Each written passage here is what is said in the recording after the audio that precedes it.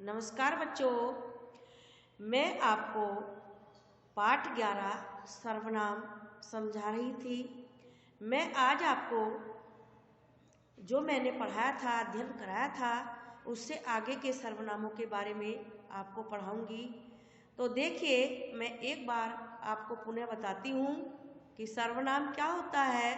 सर्वनाम होता है सबका नाम, अर्थात सबका नाम। तो देखिए, शब्दों की पुनरावृत्ति रोकने तथा भाषा को प्रभावशाली तथा सरल और संक्षिप्त बनाने के लिए सर्वनाम शब्दों का हम प्रयोग करते हैं। सर्वनाम शब्दों का प्रयोग कब करते हैं? शब्दों की पुनरावृत्ति रोकने, जो शब्द होते हैं उनकी पुनरावृत्ति रोकने के लिए तथा भाषा को प्रभावशाली बनाने के लिए तथा सरल संक्षिप्त बनाने के लिए सर्वनाम शब्दों का प्रयोग करते हैं। अब देखिए, वे शब्द जो संज्ञा के स्थान पर प्रयोग किए जाते हैं सर्वनाम कहलाते हैं। सर्वनाम की परिभाषा है जो वे शब्द जो संज्ञा के स्थान पर प्रयोग किए जाते हैं सर्वनाम कहलाते हैं। तो देखिए, सर्वनाम के कितने भेद होते हैं बच्चों?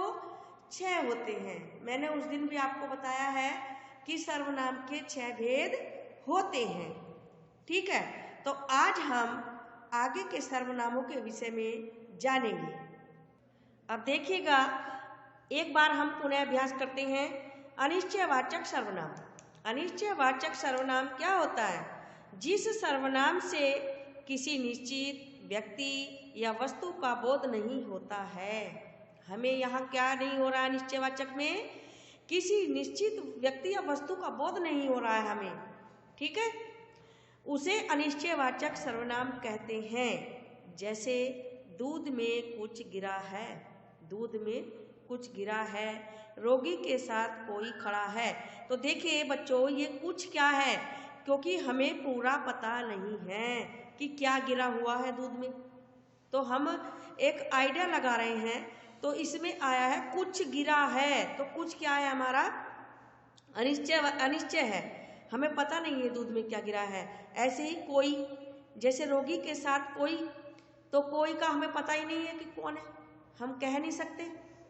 ठीक है, किसी ने पत्थर मार दिया, तो किसी हमें पता ही नहीं है किसने पत्थर मारा है। ठीक है, बच्चा कुछ निगल गया, बच्चे ने कुछ निगल लिया। अब हमें ये पता नहीं है कि बच्चे ने क्या निगला है ना। तो जैसे कि माता जी ने क्या सब्जी खाई, मतलब क्या सब्जी खाई, तो हमें पता ही नहीं है क्या सब्जी खाई माता जी ने। माता जी ने क्या लड्डू खाए, मतलब हमें पता ही नहीं है लड्डू खाए या क्या खाए। ठीक है, तो देखिए बच्चों, हमें ये नहीं पता कि क्या खाए या नहीं खाए, है ना।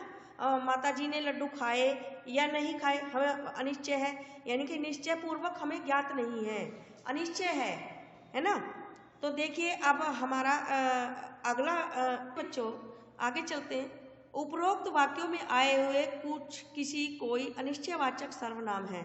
ये क्या है? हमारे अनिश्चयवाचक है। हमें इनसे ज्ञात हो रहा है, कोई किसी और कुछ से हमें ज्ञात हो रहा है कि यहाँ पर अनिश्चयवाचक सर्वनाम है।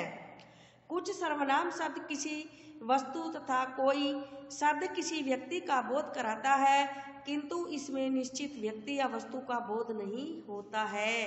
अनिश्चयवाचक में हमें कोई निश्चय व्यक्ति या वस्तु का बोध नहीं होता है, अनिश्चय होता है, क्योंकि हमें उस वस्तु के बारे में कुछ ज्ञात ही नहीं है। तो वहाँ पर हमारा अनिश्चयवाचक सर्वनाम आएगा।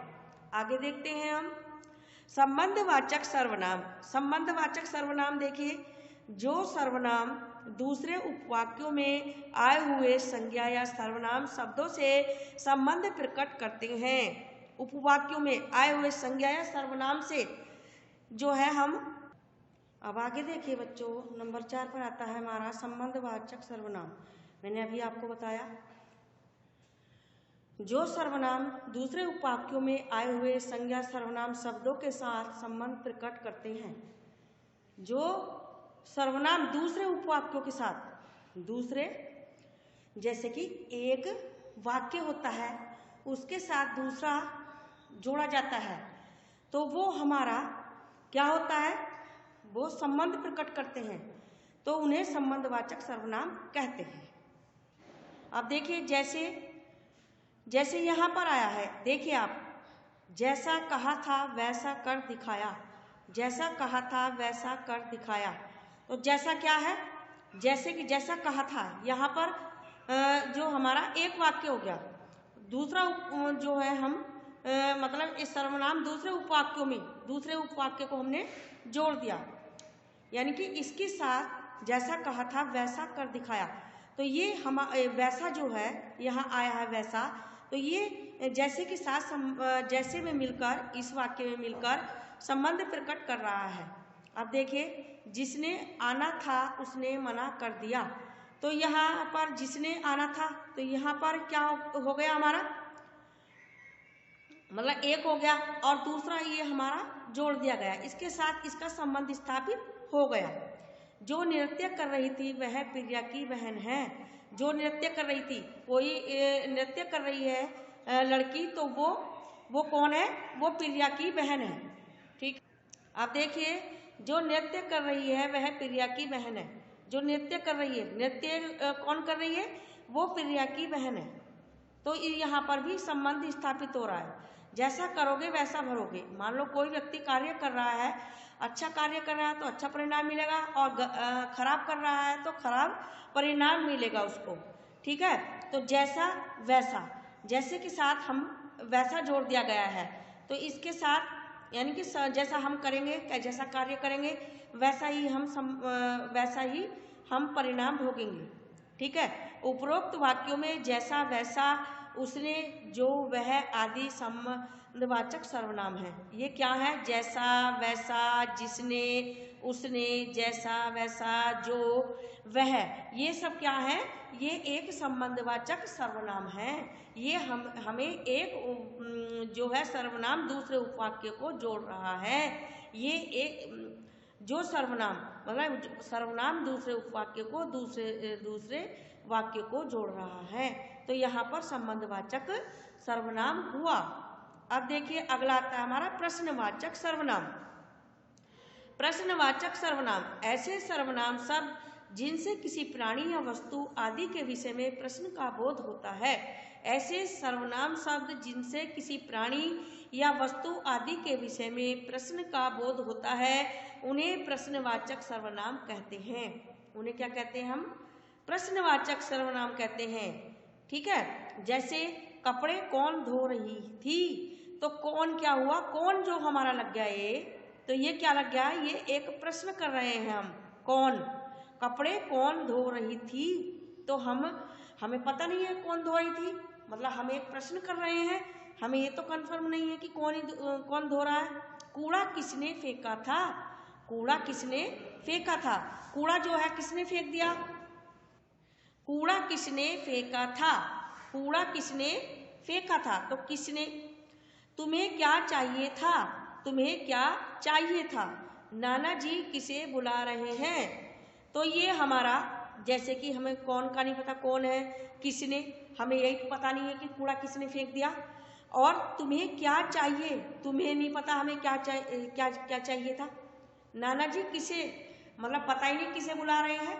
तो ये जो हमारे प्रश्नवाचक वाक्य में हमारे कौन, क्या, किसने, किसे, ये क्या है, सब हमारे एक हम प्रश्न लगा करके प्रश्न को पूछ रहे हैं। तो ये हमारा प्रश्नवाचक सर्वनाम हुए, कौन, क्या, किसने, किसे, ये हमारे प्रश्नवाचक सर्वनाम हुए। ठीक है बच्चों, आगे देखिए निजवाचक सर्वनाम।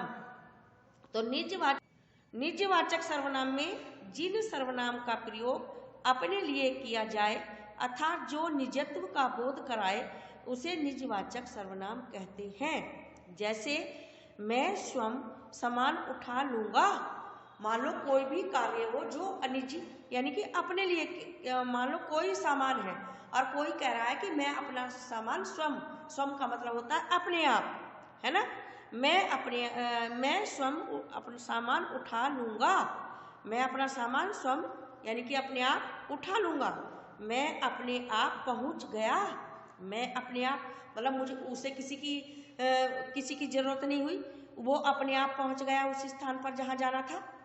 मैं अपने आप पहुंच गया। स्वर्णलता खुद ही चली गई। जो स्वर्णलता थी, स्वर्णलता एक नाम है, तो वो क्या चली, खुद का मतलब होता है अपने आप, ठीक है, या स्वयं लग गया या खुद लग गया, तो खुद का मतलब भी क्या होता है, अपने आप। स्वर्णलता खुद ही चली गई, वह स्वतः चला गया। स्वतः का मतलब भी अपने आप होता है, ठीक है। अब देखिए हमारे ये 4 शब्द हैं, तो चारों में अलग अलग ये लगे हुए हैं, स्वयं, अपने आप, खुद, स्वतः, तो मतलब सबका एक ही है, मतलब 2 नहीं है। तो ये अपने आप के लिए ही आया है। जैसे कि मैं किताब स्वयं पढ़ लूँगा, मैं अपना अध्ययन स्वयं कर लूँगा, जैसे स्वयं के लिए आता है कोई कार्य करने के लिए अपने आप करना, ठीक है। अब देखिए, अब आपको क्या करना है बच्चों, ये जो मैंने सर्वनाम आपको पढ़ाए हैं, एक बार आप जरूर अध्ययन करेंगे, वह पढ़ेंगे। जो अभ्यास कार्य है मैं आपको कल कराने के लिए कल कराऊंगी, ठीक है। आज के लिए इतना ही, धन्यवाद।